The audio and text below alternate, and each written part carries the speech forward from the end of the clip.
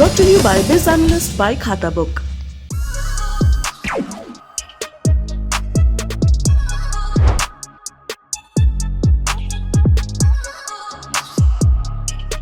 नमस्कार, मैं हूं निखिल और आप देख रहे हैं दी लल्लन टॉप शो। 20 अप्रैल के बुलेटिन में हमने आपको बताया था कि उत्तरी दिल्ली नगर निगम यानी कि एनडीएमसी ने जहांगीरपुरी इलाके में तोड़फोड़ की कार्रवाई की थी। निगम का दावा यह था कि अतिक्रमण के खिलाफ चलाई गई मुहिम का हिस्सा है ये। वहीं इस कार्रवाई के आलोचकों का यह कहना था कि तोड़फोड़ 16 अप्रैल को हुए बलवे के बाद बदले की कार्रवाई है, क्योंकि इसे लेकर कोई पूर्व सूचना भी नहीं दी गई थी। आज ये सवाल देश की सबसे बड़ी अदालत में एक बार फिर उछले। हम अदालती कार्यवाही की बात करेंगे, वकीलों की दलीलें और अदालत के प्रश्नों और टिप्पणियों पर भी बात करेंगे। दिन की बड़ी खबर में यह सब होगा, लेकिन शुरुआत की जाएगी दिन की सुर्खियों से। पहली सुर्खी, प्रधानमंत्री नरेंद्र मोदी ने गुरु तेग बहादुर के 400वें प्रकाश पर्व पर आज देश को संबोधित किया। आमतौर पर 15 अगस्त को स्वतंत्रता दिवस के उपलक्ष्य पर प्रधानमंत्री लाल किले से संबोधित करते हैं देश को। बस फर्क इतना था कि प्राचीर से संबोधन नहीं था, मगर यह पहला मौका जरूर था जब किसी प्रधानमंत्री ने सूर्यास्त के बाद लाल किले से भाषण दिया। संस्कृति मंत्रालय के मुताबिक लाल किले से ही मुगल बादशाह औरंगजेब ने सिखों के 9वें गुरु तेग बहादुर की फांसी का फरमान सुनाया था। इसी वजह से प्रकाश पर्व के दिन कार्यक्रम स्थल के तौर पर लाल किले का चुनाव हुआ। इस मौके पर प्रधानमंत्री मोदी ने एक सिक्का और एक डाक टिकट भी जारी किया। कार्यक्रम में कई राज्यों के मुख्यमंत्री और करीब 400 सिख जत्थेदार परिवारों को आमंत्रित किया गया था। दूसरी सुर्खी गुजरात से है। ब्रिटेन के प्रधानमंत्री बोरिस जॉनसन आज 2 दिवसीय भारत दौरे पर पहुंचे। रूस यूक्रेन संकट के बीच कल दिल्ली में प्रधानमंत्री मोदी से उनकी मुलाकात होनी है। उससे पहले जॉनसन गुजरात के अहमदाबाद पहुंचे। सबसे पहले सुबह सुबह वो साबरमती आश्रम गए, जहां बापू की श्रद्धांजलि अर्पित की उन्होंने। चरखा चलाते हुए भी उनकी तस्वीरें आईं। साबरमती आश्रम के बाद वो बिजनेसमैन गौतम अडानी से मिलने अडानी टाउनशिप भी गए। इन्वेस्टमेंट और बिजनेस को लेकर बात हुई। इसके बाद जॉनसन पंचमहल जिले पहुंचे, जहां हालोल में जेसीबी कंपनी की नई यूनिट का उद्घाटन किया। जेसीबी में सवार होते हुए उनकी कई तस्वीरें सोशल मीडिया पर वायरल भी हुई, कई कैप्शंस दिए गए इंटरेस्टिंग। जिस यूनिट का उद्घाटन बोरिस जॉनसन ने किया, वहां बैकहो लोडर, जिससे आजकल बुलडोजर कहा जा रहा है, उसका निर्माण होता है। उसके साथ कंस्ट्रक्शन क्षेत्र के दूसरे उपकरण भी बनाए जाएंगे। जेसीबी ब्रिटेन की कंपनी है। 650 करोड़ की लागत से बना ये भारत में जेसीबी का 6ठा प्लांट है। अब कल ब्रिटिश प्रधानमंत्री बोरिस जॉनसन और प्रधानमंत्री नरेंद्र मोदी के बीच राजनयिक मसलों के अलावा रणनीतिक, रक्षा और आर्थिक साझेदारी को लेकर भी चर्चा होने की उम्मीद है। जॉनसन को साल 2020 में ही भारत आना था, मगर कोरोना महामारी से उपजी स्थितियों की वजह से दौरा टल गया। 2021 की शुरुआत में गणतंत्र दिवस समारोह में मुख्य अतिथि के रूप में बुलाया गया था, लेकिन तब भी कोरोना बाधा बन गया। 2021 में ही उन्होंने प्रधानमंत्री मोदी के साथ एक वर्चुअल समिट किया था। भारत ब्रिटेन में 5300 करोड़ रुपए के निवेश समझौते पर सहमत हो गया है। अब इसे भी 2035 तक के एजेंडे में शामिल कर लिया जाएगा। अगली सुर्खी चर्चाओं से जुड़ी है। चर्चा है कि चुनाव रणनीतिकार प्रशांत किशोर कांग्रेस में शामिल हो सकते हैं। प्रशांत किशोर का कांग्रेस नेताओं के साथ लगातार मिलना जारी है, बैठकें चल रही हैं। आज भी प्रशांत किशोर ने कांग्रेस के कोर नेताओं की मौजूदगी में करीब 600 स्लाइड्स के पावर पॉइंट प्रेजेंटेशन के जरिए एक रोड मैप पेश किया। खबर है कि प्रशांत किशोर यानी पीके 2 मई को कोई बड़ा ऐलान भी कर सकते हैं। सूत्रों के मुताबिक पीके ने अपने ब्लूप्रिंट में पार्टी को पुराने सिद्धांतों पर लौटने, जमीनी कार्यकर्ताओं को मजबूत करने और स्थायी पार्टी अध्यक्ष नियुक्त करने को कहा है। गठबंधन से जुड़े मुद्दे को सुलझाने और पार्टी के कम्युनिकेशन सिस्टम में बदलाव करने की जरूरत पर भी जोर दिया है। दैनिक भास्कर में छपी खबर के मुताबिक पीके के प्रेजेंटेशन की शुरुआत महात्मा गांधी के quote, the Indian National Congress can not be allowed to die, it can only die with the nation, इससे हुई, जिसका मतलब है कि भारतीय राष्ट्रीय कांग्रेस यानी कि कांग्रेस को कभी मरने नहीं दिया जा सकता, ये सिर्फ राष्ट्र के साथ मर सकती है। प्रशांत किशोर की पार्टी की कार्यकारी अध्यक्षा सोनिया गांधी से मुलाकात हो चुकी है। राजस्थान के मुख्यमंत्री अशोक गहलोत और छत्तीसगढ़ के मुख्यमंत्री भूपेश बघेल के साथ भी बैठक हो चुकी है। अगली सुर्खी फिर गुजरात से है। कांग्रेस को समर्थन करने वाले दलित नेता और विधायक जिग्नेश मेवाणी को गिरफ्तार कर लिया गया है। कार्रवाई गुजरात पुलिस ने नहीं बल्कि असम पुलिस ने की है। कल देर रात गुजरात के पालनपुर के सर्किट हाउस से गिरफ्तार किया गया उन्हें। पुलिस ने उन्हें सुबह 4:30 बजे फ्लाइट के जरिए अहमदाबाद से असम ले जाने का काम किया। मेवाणी समर्थकों का आरोप है कि उन्हें एफआईआर की कॉपी तक नहीं दी गई है। मेवाणी की गिरफ्तारी ट्वीट को लेकर के हुई है, एक जिसमें कथित तौर पे उन्होंने लिखा था कि प्रधानमंत्री नरेंद्र मोदी गोडसे को भगवान मानते हैं, उनको गुजरात में सांप्रदायिक झड़पों के खिलाफ शांति और सद्भाव की अपील करनी चाहिए। इसी के विरोध में असम के कोकराझार जिले में उनके खिलाफ एफआईआर दर्ज कराई गई थी। मेमानी के खिलाफ धारा 120B यानी कि आपराधिक साजिश, धारा 153A यानी कि दो समुदायों के बीच दुश्मनी को बढ़ावा देना, 295A, 504 यानी कि शांति भंग करने के इरादे से जानबूझकर अपमान और आईटी एक्ट की धाराओं के तहत मामला दर्ज हो गया है। मेमानी के ट्वीट को लेकर भी ट्विटर के जरिए उसे हटवा लिया गया है। इस पर कांग्रेस नेता राहुल गांधी की प्रतिक्रिया आई है। उन्होंने ट्वीट कर लिखा कि मोदी जी, आप स्टेट की मशीनरी का दुरुपयोग असहमतियों को दबाने के लिए कर रहे हैं, लेकिन आप सत्य को कैद नहीं कर सकते। डरो मत, सत्यमेव जयते का हैशटैग भी इस्तेमाल कर दिया। आखिरी सुर्खी ये जम्मू कश्मीर से है। बारामूला में आज सुरक्षा बलों के हाथ बड़ी कामयाबी लगी। तड़के सुबह से जारी मुठभेड़ में लश्कर तैयबा के 12 लाख रुपए के इनामी आतंकी यूसुफ कांतरू को मार गिराया गया है। कुल 5 आतंकी मारे गए हैं, जिनमें उस्मान और फैजान नाम के पाकिस्तानी आतंकवादी भी शामिल थे। अन्य 2 आतंकवादियों की पहचान बडगाम के अहमद शेख और बारामूला के फैसल अहमद डार के तौर पर की गई। 5 में से 1 आतंकवादी नाबालिग भी बताया जा रहा है। लश्कर का मारा गया आतंकी कांतरू बीते महीने बडगाम में एक पुलिस एसपीओ और उसके भाई की हत्या में भी शामिल बताया जाता है। उसी ने 23 सितंबर 2020 को बीडीसी चेयरमैन सरदार भूपिंदर सिंह की हत्या भी की थी। इसके अलावा कई नागरिकों की हत्या में वो शामिल रहा था। इस बीच इस मुठभेड़ में 3 जवान और 1 नागरिक भी घायल हुए हैं। घायलों को नजदीकी अस्पताल में इलाज के लिए ले जाया गया है। ये थी सुर्खियां। अब चलते हैं दिन की बड़ी खबर पर। 20 अप्रैल के दिल एलन टॉप शो में हमने आपको यह भी बताया था कि सुबह 11 बजे के करीब सर्वोच्च न्यायालय ने आदेश दे दिया था कि जहांगीरपुरी में यथास्थिति बनाकर रखी जाए। बावजूद इसके कम से कम 2 घंटे तोड़फोड़ की कार्रवाई होती रही, क्योंकि उत्तरी दिल्ली नगर निगम का कहना था कि उसे सर्वोच्च न्यायालय का आदेश मिला ही नहीं, जबकि न्यायालय का आदेश लगभग तुरंत सोशल मीडिया और प्रेस के माध्यम से सार्वजनिक हो चुका था। आज इसे लेकर सर्वोच्च न्यायालय में फिर से सुनवाई हुई। बेंच पर आसीन थे जस्टिस एल नागेश्वर राव और जस्टिस BR गवई। इनके समक्ष जमीयत उलेमा हिंद की 2 याचिकाएं थी, एक जहांगीरपुरी में हुई कार्रवाई को लेकर और दूसरी जिसमें जमीयत ने देश के दूसरे सूबों में हुई तोड़फोड़ की कार्रवाई पर सवाल उठाए थे। 20 अप्रैल को जहांगीरपुरी का मामला न्यायालय के समक्ष तब आया था जब वरिष्ठ वकील दुष्यंत दवे ने मेंशनिंग आवर्स के दौरान जिक्र किया। इसका मेंशनिंग आवर्स के दौरान न्यायालय के समक्ष ऐसे मामलों का जिक्र किया जा सकता है जिनमें त्वरित सुनवाई की आवश्यकता हो। दवे आज की जिरह में भी शामिल थे। उन्होंने सवाल किया कि अगर प्रशासन अवैध निर्माण के खिलाफ कार्रवाई करना ही चाहता है तो दिल्ली के सैनिक फार्म्स या गोल्फ लिंक्स क्यों नहीं जाता? वहां हर दूसरा घर एक अतिक्रमण है। प्रशासन इन लोगों को छूना भी नहीं चाहता, लेकिन गरीबों को निशाना आसानी से बनाता है। दवे ने यह कहा, दिल्ली में 731 अवैध कॉलोनियां हैं जहां लाखों लोग बसते हैं, लेकिन आपने एक ही कॉलोनी को चुना क्योंकि आप एक ही समुदाय को निशाने पर लेना चाहते हैं। दवे ने न्यायालय में दिल्ली भाजपा अध्यक्ष आदेश गुप्ता द्वारा एनडीएमसी महापौर राजा इकबाल को लिखे खत का जिक्र भी किया। इसे गुप्ता ने 19 अप्रैल को ट्वीट किया था। साथ में लिखा था कि जहांगीरपुरी में निकाली गई शोभा यात्रा पर पथराव करने वाले दंगाइयों को स्थानीय आम आदमी पार्टी एमएलए एवं निगम पार्षद का संरक्षण प्राप्त है। आज नॉर्थ डीएमसी के महापौर एवं कमिश्नर को पत्र लिखा कि दंगाइयों द्वारा किए गए अवैध निर्माण एवं अतिक्रमण को चिन्हित कर उस पर तुरंत बुलडोजर चलाया जाए। इस खत को लेकर दवे ने सर्वोच्च न्यायालय में सवाल किया कि ऐसे कैसे हो सकता है कि किसी सूबे का भाजपा अध्यक्ष निगम आयुक्त को एक खत लिखकर तोड़फोड़ शुरू करने के लिए कह दे और इसके बाद कार्रवाई शुरू भी हो जाए। पुलिस और प्रशासन संविधान से बंधे हैं, न कि किसी भाजपा नेता के लिखे पत्र से। दवे ने कहा कि यह मामला राष्ट्रीय महत्व का है, क्योंकि यह सिर्फ दिल्ली में नहीं हो रहा। अब हर दंगे के बाद समाज के एक हिस्से को बुलडोजर से निशाने पर लिया जाता है और जैसे स्टेट पॉलिसी का यह हिस्सा बन गया है। दवे ने दिल्ली म्युनिसिपल कॉर्पोरेशन एक्ट की धारा 343 का उल्लेख करते हुए कहा कि किसी की संपत्ति में तोड़फोड़ से पहले सुनवाई के लिए रीजनेबल अपॉर्चुनिटी मिलनी चाहिए, माने सुनवाई का अवसर। बावजूद इसके तोड़फोड़ की कार्रवाई जल्दबाजी में हुई और बिना नोटिस, जबकि दुकानें और घर 30 साल पुराने हैं। इस पर बेंच ने सवाल किया कि क्या 20 अप्रैल के रोज हिंदुओं की संपत्ति को नहीं तोड़ा गया? तब उत्तरी दिल्ली नगर निगम की तरफ से पेश हुए सॉलिसिटर जनरल तुषार मेहता ने कहा कि ऐसा नहीं है, वो आंकड़े भी पेश कर सकते हैं। उन्होंने कहा कि खरगोन में हुई तोड़फोड़ में 88 प्रभावित हिंदू थे और 26 मुस्लिम।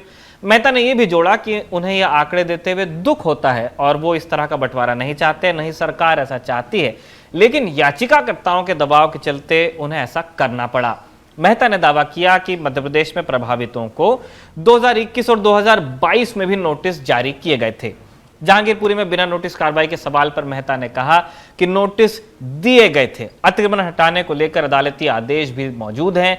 जिनका नुकसान हुआ वो अदालत इसलिए नहीं आ रहे क्योंकि उन्हें नोटिस दिखाने पड़ते, तभी एक दूसरे संगठन ने याचिका लगाई है। मेहता ने यह भी कहा कि दिल्ली म्युनिसिपल कॉर्पोरेशन एक्ट में यह व्यवस्था है कि अगर कोई गुमटी, चेयर या बेंच इत्यादि एक्ट के विरुद्ध सार्वजनिक रास्ते पर रखी हो तो उसे बिना किसी पूर्व सूचना या नोटिस के हटाया जा सकता है। इस पर जस्टिस राव ने प्रश्न किया कि 20 अप्रैल को ही कार्रवाई में क्या सिर्फ स्टॉल, चेयर और टेबल इत्यादि हटाए गए, यही सब शामिल थे? इस पर मेहता ने कहा कि सार्वजनिक रास्ते और फुटपाथ पर जो भी कुछ था उसे हटाया गया। तब जस्टिस गवई ने एक बार सवाल और कर दिया कि स्टॉल, चेयर, बेंच और खोखे हटाने के लिए आपको बुलडोजर की जरूरत क्यों पड़ गई? तब मेहता ने जवाब दिया कि न्यायालय ने यह ठीक ही कहा कि बुलडोजर की आवश्यकता इमारतों के लिए होती है और इमारत मालिकों को नोटिस दिए भी गए थे। तब जस्टिस गवई ने ध्यान दिलाया कि अगर कानून यह कहता है कि कोई काम एक तय प्रक्रिया के तहत होना है तो प्रक्रिया का पालन आवश्यक है। कानून में अपील के माध्यम से राहत का प्रावधान है और 5 से 15 दिन का समय भी दिया जाता है। मेहता अपनी बात पर टिके रहे कि इमारतों को नोटिस दिए गए थे। उन्होंने कई बार सुनवाई के दौरान दोहराया। बेंच ने गणेश गुप्ता की तरफ से पेश हुए वरिष्ठ वकील संजय हेगड़े का भी रुख किया। इसके बाद गणेश गुप्ता की दुकान का हिस्सा 20 अप्रैल को ढहा दिया गया था। गुप्ता का कहना था कि उनके पास दस्तावेज हैं, फिर भी उनकी दुकान में तोड़फोड़ की गई। इसके बाद गुप्ता ने सर्वोच्च न्यायालय में राहत के लिए दरवाजा खटखटाया है। बेंच ने संजय हेगड़े से सवाल किया कि क्या आपके मुवक्किल माने गणेश गुप्ता को नोटिस दिया गया था और क्या उन्होंने सार्वजनिक सड़क पर स्टॉल, कुर्सी इत्यादि रखे थे? इस पर हेगड़े ने अदालत से कहा कि कोई नोटिस नहीं मिला। तब मेहता ने अपनी बात दोहराई और कहा कि वो नोटिस दिखा भी सकते हैं। मेहता ने सुनवाई के दौरान यह भी कहा कि दिल्ली वाले मामले में कार्रवाई जनवरी 2022 से शुरू हो गई थी। फरवरी में भी अभियान चला और फिर अप्रैल में कार्रवाई शुरू हुई।